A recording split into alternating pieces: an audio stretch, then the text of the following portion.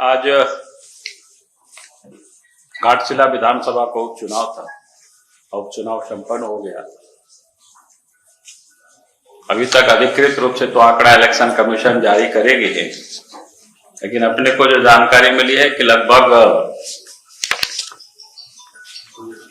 5 बजे तक करीब 74% के मतदान संभवतः हुआ है। हमें लगता है ये थोड़ा अंतिम रूप आएगा तो शायद आगे भी हो सकता है। कुल मिलाकर के मतदान बिल्कुल शांतिपूर्ण ढंग से रहा। उसके लिए इलेक्शन कमीशन को बहुत बहुत बधाई है हमारी ओर से, क्योंकि जिस प्रकार से अंदेशा थे ये लोग गड़बड़ करेंगे, लेकिन हमारे भी कार्यकर्ता हर बूथों पर चुनाव के दिन डटे रहे। सवेरे से हम सब लोगों ने उसकी भी मॉनिटरिंग करते रहे कि भाई सभी पोलिंग बूथों पर हमारे वर्कर है कि नहीं है। तो सवेरे से लोग डटे रहे और उन लोगों को प्रशासन तंत्र के द्वारा कहीं कहीं डराने धमकाने की भी कोशिश किया। उसमें से एक जानकारी मिली है, ढालबूमगढ़ थाना में एक कोई जमबानी करके पंचायत है, वहां पर बूथ था। उसमें से हमारे एक दसमत टुड्डू को वहां दिन भर से लटका करके रखा है। अभी तक की जानकारी मिला था वो छोड़े नहीं थे। तो इससे ही अंदाज होता है कि भाई वो दहशत में है। जो सत्ताधारी दल है उनको लगता है कि हम चुनाव हार रहे हैं, और तभी उस प्रकार से, क्योंकि उन सारे जो क्षेत्रों में जहां उस लड़के को पकड़ा गया बिठाया गया उस क्षेत्र के है कि वो हमारे लिए पहले बहुत अनुकूलता नहीं थी, लेकिन आज जेएमएम के अंदर उसकी एक दहशत थी और प्रशासन तंत्र का दुरुपयोग करते हुए एक प्रकार से उसको बिठाया है। तो कुल मिलाकर के मैं कह सकता हूं कि पूरे घाटशिला विधानसभा क्षेत्र में जो उपचुनाव था वो शांतिपूर्ण रहा, और हमारे भी सभी कार्यकर्ताओं ने बड़ी मेहनत की, और उन कार्यकर्ताओं को भी बहुत बहुत बधाई देता हूं। अब हम सब लोग फिर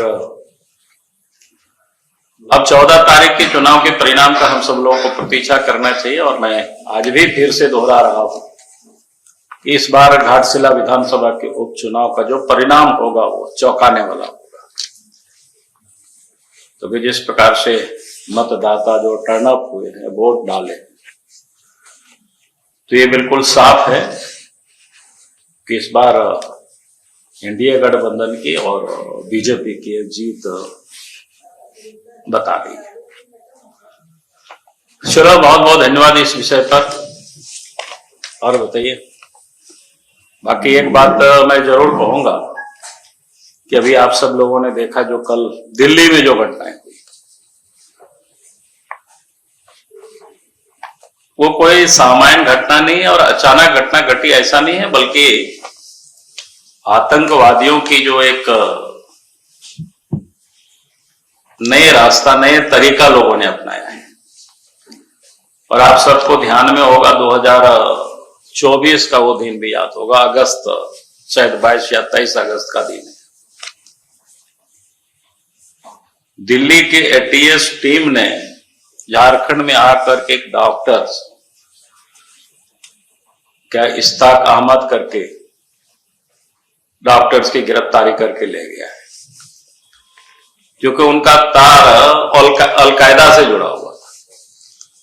यानी दिन में इलाज करते थे और रात में अलकायदा के लिए वो काम करते थे। कहने का अर्थ है कि दिल्ली ही नहीं, यूपी ही नहीं या गुजरात ही नहीं, बल्कि झारखंड भी उसे अछूता नहीं। और उसके बाद झारखंड में भी कई एक आतंकियों को पकड़ा है, और उससे पहले भी कई एक बड़ी बड़ी घटनाएं हुई है। और ये लड़का तो संभवतः शायद रिम्स से ही पढ़े लिखे थे, और रिम्स के पास से उसको कहीं पे उठाया था। तो आप समझ सकते हो आतंकवादियों ने किस प्रकार से देश के हर हिस्सों में अपनी नेटवर्क फैला करके रखा है।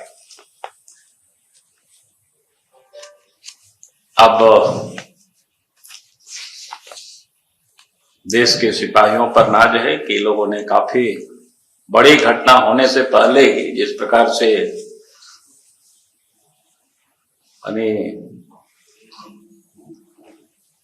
एक्सप्लोसिव तो जहां 3000 किलो पकड़ा जाता है तो अपने आप में बड़ा गंभीर विषय है। डॉक्टरों की गाड़ी में अगर AK-47 मिलता है तो ये चिंता का विषय है सभी देशवासियों के लिए और खास करके तो झारखंड के लिए भी, क्योंकि झारखंड में इतनी बड़ी घटना होने के बाद भी आपने देखा होगा कि झारखंड सरकार ने कभी भी इस पर एक बयान तक भी नहीं दिया। तो इससे आप सोच सकते हो कि क्या हालत है। तो मुझे लगा कि इस विषय को भी मैं आपके सामने जरूर लाऊं और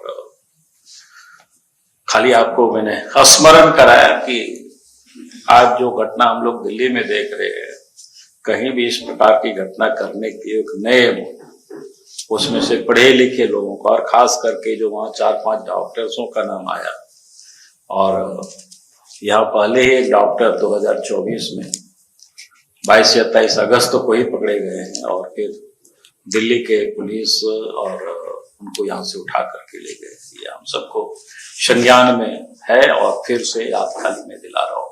बहुत बहुत धन्यवाद। बिहार का भी मतदान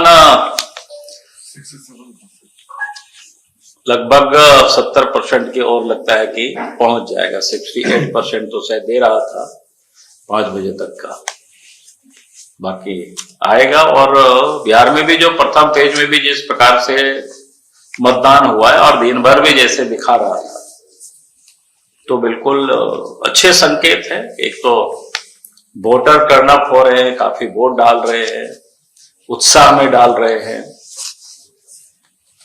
तो निश्चित रूप से बिहार में फिर से एनडीए गठबंधन की सरकार बनने जा रही है।